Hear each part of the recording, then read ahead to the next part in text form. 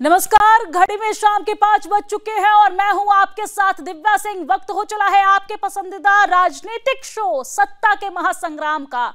कल महाराष्ट्र और झारखंड विधानसभा चुनाव के नतीजे आए और महाराष्ट्र में महायुति की महाजीत से भारतीय जनता पार्टी, शिवसेना और एनसीपी में खुशी की लहर दौड़ पड़ी है। महाराष्ट्र में महायुति की इस महाजीत से काफी कुछ सुलझा पर काफी कुछ उलझ भी गया है। पूरे देश की नजर महाराष्ट्र के अगले सीएम के चेहरे पर टिकी हुई है। राजनीतिक गलियारों में सुखबुगाहट अपने चरम पर है। सबकी जुबान पर एक ही सवाल है, महाराष्ट्र का अगला मुख्यमंत्री कौन? फडणवीस, शिंदे या कोई और? आज के सबसे बड़े सवाल का जवाब लेकर हम हाजिर हैं आपके सामने। महाराष्ट्र के चुनावों में सबसे बड़ी पार्टी बनकर उभरी भारतीय जनता पार्टी के बड़े नेता राहुल दवेकर का यह कहना है कि देवेंद्र फडणवीस ही महाराष्ट्र के अगले मुख्यमंत्री होंगे। महाराष्ट्र में मिली इस ऐतिहासिक जीत ने देवेंद्र फडणवीस के उस बयान को सच कर दिया है जिसमें उन्होंने कहा था कि वो एक बार फिर वापसी करेंगे और सत्ता को अपने हाथ में लेंगे। मैं समंदर हूं, लौट कर वापस आऊंगा। मेरा पानी उतरता देख मेरे किनारे पर घर मत बसा लेना। मेरा पानी उतरता देख मेरे किनारे पर घर मत बसा लेना। मैं समंदर हूं, लौट कर वापस आऊंगा। मेरा पानी उतरता देख मेरे किनारे पर घर मत बसा लेना। मेरा पानी उतरता देख मेरे किनारे पर घर मत बसा लेना। मैं समंदर हूं, लौट कर वापस आऊंगा। और मेरा पानी उतरता देख मेरे किनारे पर घर मत बसा लेना। मैं समंदर हूं, लौट कर जरूर आऊंगा। और लौट कर ऐसे आए कि पूरे राजनीतिक गलियारों में इस वक्त हलचल मची हुई है। मुख्यमंत्री पद के बाद महाराष्ट्र में सबसे बड़ी उठापटक मंत्रिपरिषद को लेकर जारी है। महायुति को मिले पूर्ण बहुमत के बाद अब बैठकों का दौर भी जारी है और सरकार को संतुलित बनाए जाने को लेकर मंथन लगातार की जा रही है। सूत्रों के हवाले से मिली ताजा और पुख्ता जानकारी के आधार पर हम आपको दिखाते हैं कि किसके हिस्से कितने मंत्री पद आने जाने वाले हैं और आइए इस पर नजर डालते हैं। तो ग्राफिक्स के माध्यम से हम आपको बता रहे हैं जहां पर 6 विधायकों पर दिया जा सकता है एक मंत्री पद। जी हां, बीजेपी के 22 से 24 मंत्री बनाए जा सकते हैं। कुल मिलाकर आपको जानकारी दे दें कि 6 विधायक पर एक मंत्री पद दिया जा सकता है। तो ऐसे में शिवसेना के हिस्से में 10 से 12 विधायक बन सकते हैं मंत्री।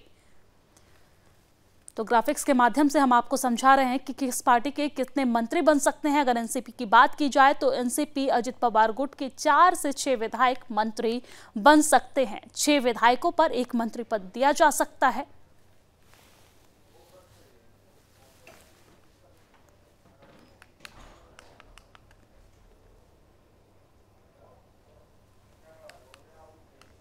तो आपने देखा कि किस तरीके से यहां पर मंत्री पद को लेकर जो सूत्रों के हवाले से जानकारी निकलकर सामने आ रही है वो हम आपको ग्राफिक्स के माध्यम से बताएं।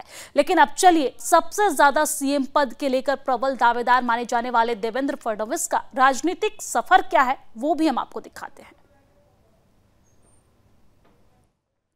तो ग्राफिक्स के माध्यम से आपको दिखा रहे हैं कि देवेंद्र फडणवीस का राजनीतिक सफर क्या है। तो देवेंद्र गंगाधर राव फडणवीस का जन्म 22 जुलाई 1970 को हुआ था। कम उम्र से ही राजनीतिक सफर की शुरुआत उनकी हो गई।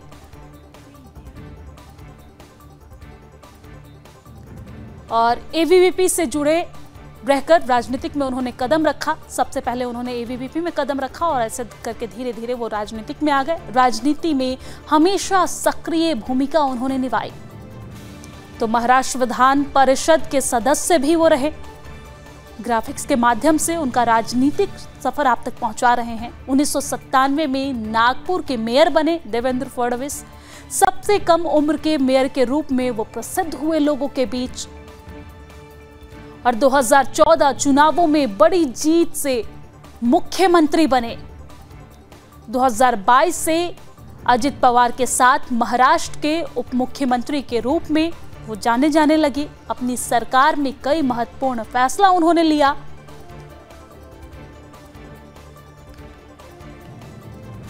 शिवसेना के साथ गठबंधन टूटने से सीएम पद से उन्होंने इस्तीफा दिया और विपक्ष के बड़े नेता के रूप में वो उभरे। देवेंद्र गंगाधरराव फडणवीस का जन्म 22 जुलाई 1970 को हुआ।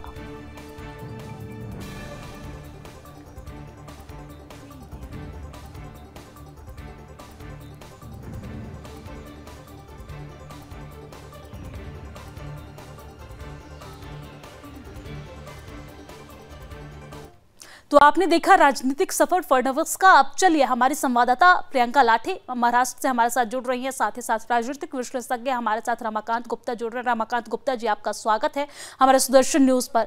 सबसे पहले मैं प्रियंका आपके पास आना चाहूंगी। जिस तरीके से यहाँ पर भारी बहुमत के साथ महायुति की सरकार बनती दिख रही है, लेकिन इस वक्त सीएम पद को लेकर महाराष्ट्र की राजनीति में सुगबुगाहट तेज है। फडणवीस के घर पर बैठक चल रही है, यहाँ एकनाथ शिंदे के घर पर बैठक हुई। इनसाइड स्टोरी क्या बता रही है? आपके सूत्र क्या कह रहे हैं? कौन होगा अगला मुख्यमंत्री? बिल्कुल दिव्या, अभी बहुत भारी हलचल मुंबई में चलती दिखाई दे रही है। और जैसे कि सागर बंगला, जो कि देवेंद्र फडणवीस जी जहाँ रहते हैं, वहां पे भी बहुत भारी मात्रा में हलचल नजर आ रही है। बहुत से लोग, बहुत से जो नए चुने हुए विधायक जी है, वो वहां जाकर फडणवीस जी को बधाई दे रहे हैं और वहां पे मिलना जुलना चल रहा है, मीटिंग हो रही है। और यहाँ पे दूसरी तरफ देखा जाए तो एकनाथ शिंदे के बंगला पर, मतलब वर्षा बंगले पर भी बहुत ज्यादा हलचल नजर आ रही है।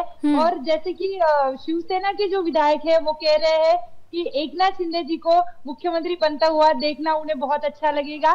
पर जैसे संख्या की बात करें तो बीजेपी अलोन मेजोरिटी में है और यही मेजोरिटी जो है वो मुख्यमंत्री का चेहरा डिसाइड कर सकती है। और बहुत से विधायक, बहुत से सांसदों ने ये स्टेटमेंट दिया है बीजेपी के कि देवेंद्र फडणवीस जी ही मुख्यमंत्री होने चाहिए। और हमारी तो इच्छा है कि देवेंद्र फडणवीस जी मुख्यमंत्री हो। पर अभी तक ऑफिशियल स्टेटमेंट किसी भी पार्टी से अभी आया नहीं है, किसी भी मित्र गुट से कोई ऑफिशियल स्टेटमेंट आया नहीं है। हालांकि देवेंद्र फडणवीस जी ने खुद कहा है कि सारा सब कुछ दिल्ली में हाईकमांड की मीटिंग में डिसाइड होगा, कौन सीएम बनेगा, कौन डेप्यूटी सीएम बनेगा, ये संख्या पे डिसाइड नहीं होगा। ये खुद देवेंद्र फडणवीस जी ने कहा था। लेकिन प्रियंका, खबर सूत्रों के हवाले से मेरे पास ये आ रही है कि यहाँ पर 2 उप मुख्यमंत्री होंगे और 1 मुख्यमंत्री होंगे। सबसे ज्यादा सीट यहाँ पर 132 सीट लेकर बीजेपी आई है, तो बीजेपी के मुख्यमंत्री होंगे और एनसीपी अजित पवार और साथ ही साथ एकनाथ शिंदे जो है वो डिप्टी सीएम के रूप में शपथ लेंगे। आपके पास क्या कुछ जानकारी है इसको लेकर? ये सुनने में आ रहा है, क्योंकि ये अगर संख्या हम देखें तो बीजेपी अलोन मेजोरिटी में है। तो जो मित्र पक्ष या जो पार्टी सबसे ज्यादा मेजोरिटी में है उनकी ही सत्ता ज्यादा होगी। और देवेंद्र फडणवीस की अगर हम पॉपुलैरिटी देखें महाराष्ट्र में, अभी बहुत ज्यादा पॉपुलैरिटी उनकी है। बीजेपी के नेताओं में, जनता में भी बहुत ज्यादा पॉपुलैरिटी है। तो संभावना है कि देवेंद्र फडणवीस भी मुख्यमंत्री बन सकते हैं। और 2 उप मुख्यमंत्री इसलिए है क्योंकि ये तीनों मित्र गुट की पार्टियां हैं और तीनों का बहुमत अच्छे तरीके से आया है। तीनों पार्टियों को जनता ने अच्छे से पसंद किया है। हालांकि बीजेपी को ज्यादा पसंद किया है लोगों ने, इसीलिए बीजेपी का अगर सीएम बना दिया जाए तो अजित पवार को और एकनाथ शिंदे जी को ये डेप्यूटी सीएम बना सकते हैं, ऐसी खबरें आ रही है। दिव्या जी, ठीक है प्रियंका, आप हमारे साथ बने रहिए। लौटूंगी आपके पास। हमारे साथ राजनीतिक विश्लेषज्ञ रमाकांत गुप्ता जी भी जुड़े हुए। रमाकांत गुप्ता जी, आपके पास आते हुए, यहाँ पर भारतीय जनता पार्टी भारी बहुमत से महायुति की सरकार में अपनी भूमिका निभा रही है। खबर ये निकलकर सामने आ रही है कि एकनाथ शिंदे जो हैं वो डिप्टी सीएम बनेंगे, अजित पवार डिप्टी सीएम बनेंगे और मुख्यमंत्री के रूप में देवेंद्र फडणवीस शपथ ले सकते हैं। आपका गणित क्या कहता है? कौन होगा अगला मुख्यमंत्री महाराष्ट्र का? आपका अनुमान लगभग सही है। सत्ता में पिछले काफी 2.5 वर्षों से लगातार भाजपा, शिवसेना, अजित पवार की पार्टी एक साथ में मिलकर लड़ रहे हैं और सरकार चला रहे हैं। अब इसमें नए गणित के अनुसार जिसकी हिस्सेदारी उससे उतनी उनकी भागीदारी। आपके अनुसार जैसे जो आपने एक जया आंकड़ा दिखाया है कि हर 6 विधायक पे 1 मंत्री होगा। ठीक है रमाकांत गुप्ता जी, आपकी आवाज हमें नहीं मिल पा रही। एक बार फिर से आपसे संपर्क करने की कोशिश करेंगे, लेकिन ये बड़ी जानकारी हम आप तक पहुंचा रहे हैं जहां पर मुख्यमंत्री पद को लेकर महाराष्ट्र में सियासत जो है वो तेज हो गई है। सबसे बड़े उठापटक यहां पर तेज है। रमाकांत गुप्ता जी, शायद आपको अगर मेरी आवाज मिल पा रही हो तो आप कंटिन्यू कर सकते हैं।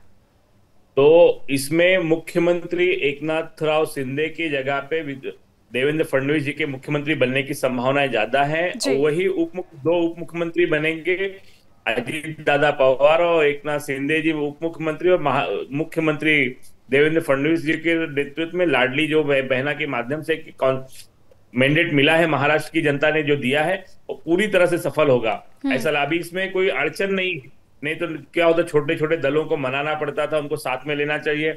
इस बार सरकार के पास, जैसे 2014 में दिल्ली में मोदी जी के पास एक हाई मैंडेट था, वही मैंडेट इस बार महाराष्ट्र की जनता ने महाराष्ट्र में दिया है हिंदुत्व के नाम पे। यहाँ पे एनआरसी जैसे विषय हैं, और ये दूसरा क्या, कॉमन सिविल कोड का जो मैटर है, ये सारे मैटर यहाँ पे खत्म हो जाएंगे। और दूसरा जो लव जिहाद और लैंड जिहाद के बारे में जो बहुत दिनों से विषय चल रहा है, वो सरकार अपना स्टैंड क्लियर लेके और कानून बनाने में सफल होगी यहाँ पे। ठीक है, यानी कि आप कह रहे हैं कि देवेंद्र फडणवीस ही अगला मुख्यमंत्री होंगे? पक्का पक्का ऐसा लग रहा है। ठीक है, मेरी जो जानकारी है जी ठीक है। मेरे भी सूत्रों के हवाले से जो खबर सामने आ रही है, जो इनसाइड स्टोरी मेरे पास भी आ रही है, उसके हवाले भी यही खबर आ रही है कि मुख्यमंत्री देवेंद्र फडणवीस भी होंगे। लेकिन देखा जाए रमाकांत गुप्ता जी, तो यहाँ पर मुख्यमंत्री अगर देवेंद्र फडणवीस होंगे तो और कौन कौन सी वो अहम भूमिका है जो शिंदे को मिल सकती है, एकनाथ शिंदे को? शिंदे जी के पास में पीडब्ल्यूडी मंत्री, जैसे पहले भी सरकार में पीडब्ल्यूडी मंत्री थे, ट्रांसपोर्टेशन उनके पास जा सकता है, रिवेन्यू जा सकता है। रिवेन्यू बेसिकली फाइनेंस इनके पास जाएगा, अजीत दादा पवार जी पहले भी उनके पास फाइनेंस डिपार्टमेंट था। वन मंत्रालय, फॉरेस्ट मंत्रालय जो भाजपा के पास होगा, और बड़े बड़े पोर्टफोलियो जो है बहुत, इनमें तीनों जो मुख्यमंत्री और दो उप मुख्यमंत्री होंगे, इनके बीच में कोऑर्डिनेशन इतना अच्छा है कि इनमें डिस्ट्रीब्यूशन का कुछ संभावना ही नहीं लग रही है। ये आसानी से इतना चलेगा कि लोग सोच भी नहीं सकते थे जी। लेकिन इस बार जो है वो महाराष्ट्र में तख्ता पलट होता नजर आ रहा है। जो डिप्टी सीएम थे वो सीएम होंगे, जो सीएम थे वो डिप्टी सीएम होंगे। तो इसी को तो राजनीति कहते हैं ना जी, कि देवेंद्र पिछली बार भी भाजपा के पास 105 सीटें थी और वो उप मुख्यमंत्री बने, और एकनाथ शिंदे जी के पास लगभग 45, 40, 42 विधायक थे, वो मुख्यमंत्री बने। तो वही यहाँ उल्टा हो जाएगा। अभी एक सिंपल एक लाइन है कि जिसकी जितनी हिस्सेदारी उसकी उतनी सत्ता में भागीदारी, जिसकी जितनी हिस्सेदारी उतनी सत्ता में भागीदारी होगा।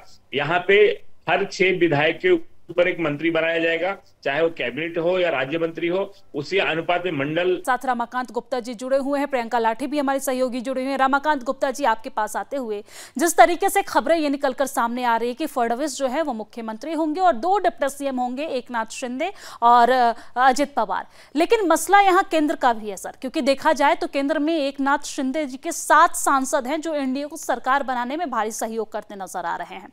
आने वाले दिनों में बिहार में चुनाव भी है, तो क्या कहीं इस लिहाज से कोई पेच जो है वो फंसता तो नजर नहीं आ रहा है? नहीं, इसमें कोई पेच नहीं फंसेगा, क्योंकि एकनाथ शिंदे जी और अमित भाई शाह और मोदी जी और नड्डा जी के साथ में एकनाथ जी की स्क्रीनिंग बहुत अच्छी है। और वो अभी ऐसा लग नहीं रहा है कि दोनों अलग अलग पार्टियां, भाजपा और शिवसेना अलग अलग पार्टियां हैं, दोनों का कोऑर्डिनेशन लेवल एकदम सटीक है।